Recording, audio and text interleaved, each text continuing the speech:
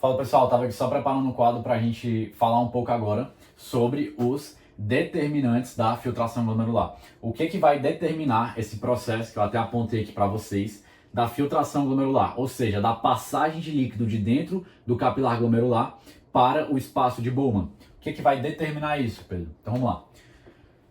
Concordam comigo, para a gente iniciar aqui essa apresentação, que para haver um fluxo é necessário haver uma diferença de pressão. Então, um conceito que até no primeiro semestre foi abordado muito na parte cardiovascular. Isso também é muito abordado para a gente entender o fluxo de sangue ali pelos vasos. Mas também vai ser útil para a gente aqui, para a gente entender esse fluxo que ocorre de dentro do capilar glomerular para o espaço de Bowman, que é o chamado de filtração. Para a gente entender isso, vamos pensar o seguinte, pegando aqui um vaso qualquer. Para haver um fluxo pelo próprio vaso, fluxo nesse sentido aqui, digamos, precisa haver uma diferença de pressão, na qual a pressão desse lado de cá, exemplo, valor 10, né? 10 milímetros de mercúrio, por exemplo. A pressão desse lado de cá seja maior do que uma pressão exercida na outra extremidade, como 5, por exemplo. E aqui nesse caso, a pressão resultante seria justamente o quê? De 5, né? Desse vetor aqui, que faria haver um fluxo daqui para cá. Então, só reforçando o seguinte, não precisam entender, esses números aqui são só para exemplificar, pessoal, num vaso qualquer. Eu quero que vocês entendam só o quê? Que para haver um fluxo é necessário haver uma diferença de pressão. Vamos entender isso daqui, porque o mecanismo para esse fluxo é basicamente o mesmo do que em qualquer vaso. Vamos entender que eu desenhar a membrana glomerular, não vou abordar esses componentes que eu já abordei com vocês, justamente aonde? Nas aulas mais anteriores, em outros momentos. Só focar no seguinte, aqui no nosso capilar glomerular tem sangue passando, certo? Esse sangue, esse líquido aqui dentro do capilar glomerular vai exercer uma força, uma pressão na parede aqui desse capilar glomerular. O nome dessa pressão, aqui o líquido passando, é a primeira pressão e a mais importante para determinar a filtração glomerular que eu quero falar com vocês. Essa pressão é a pressão hidrostática. Como a gente está falando de dentro do capilar glomerular, a gente está falando na pressão hidrostática glomerular.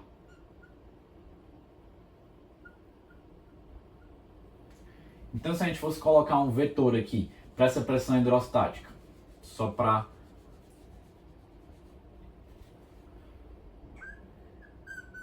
que eu vou chamar do glomérulo de maneira geral. Aqui eu vou chamar do espaço de Bowman. Então, só que eu esqueci de falar, vamos dar um zoom aqui para entender esse processo aqui acontecendo. Já falei da primeira pressão, que é essa hidrostática. Se a gente fosse colocar um vetor para ela, vou desenhar aqui. Esse vetor seria justamente, deixa eu pegar aqui um espaço bom para desenhar. Seria esse primeiro vetor daqui, tá? Na pressão hidrostática glomerular. Vou colocar aqui o número 1. Vou botar um pouco maior, senão vocês não vão conseguir ler, né? Vetor da pressão hidrostática glomerular, tá? Vou aumentar ele aqui para... Agora vamos falar de uma segunda força. Aqui dentro do nosso capilar glomerular, nós temos proteínas. E como eu expliquei para vocês, essas proteínas não costumam ser filtradas em condições fisiológicas. Essas proteínas vão querer puxar água para elas, por um efeito Dona, várias coisas que eu não vou adentrar aqui. Mas guardem só essa informação, que essas proteínas plasmáticas ali presentes no sangue que está passando pelo capilar glomerular, elas puxam água para elas, certo? Elas estão puxando, segurando água ali com elas. O nome dessa força que elas fazem puxando a água para elas, o líquido também e as outras coisas, consequentemente, é o que a gente vai chamar de pressão. Então essas proteínas vão estar puxando água, substâncias de uma maneira geral para perto delas. O nome disso a gente vai chamar de pressão, que é esse o vetor, né? Vou botar aqui 2. A gente vai chamar de pressão coloide-osmótica. Como a gente está falando das proteínas presentes dentro do capilar glomerular e a pressão está sendo exercida pelas proteínas daqui de dentro, é a pressão coloide-osmótica glomerular. Certo? Então eu já apresentei vocês para o conceito de pressão hidrostática coloide-osmótica. Então o resto vai fluir com mais facilidade. Vamos entender o seguinte. Aqui no nosso espaço de Bowman, a gente tem também um líquido, justamente esse líquido que está sendo filtrado. Se a gente tem um líquido aqui dentro e a cápsula de Bowman é fechada, né, um espaço delimitado, esse líquido também vai exercer uma pressão para diferentes direções, que aqui no caso vai ser a pressão hidrostática também, porque é a pressão que o líquido está exercendo na parede desse local, mas no caso aqui é a pressão hidrostática da cápsula, vou botar só C, de Bowman. E qual seria o sentido, o vetor, né, dessa pressão? Seria justamente assim. Então, vou botar aqui do ladozinho, né, 3, pressão hidrostática da cápsula de Bowman, com esse vetorzinho aqui apontando para lá.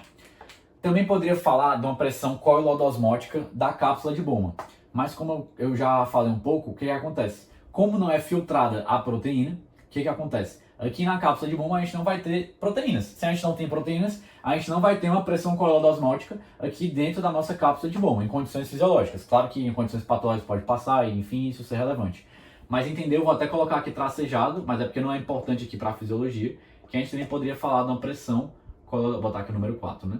A gente poderia falar também de uma pressão coilodosmótica, só que da cápsula de Bowman. Isso em condições mais patológicas, que houvesse proteínas ali no espaço de Bowman. Mas como não tem aqui, a gente está falando mais de fisiologia, eu vou até apagar aqui para não confundir.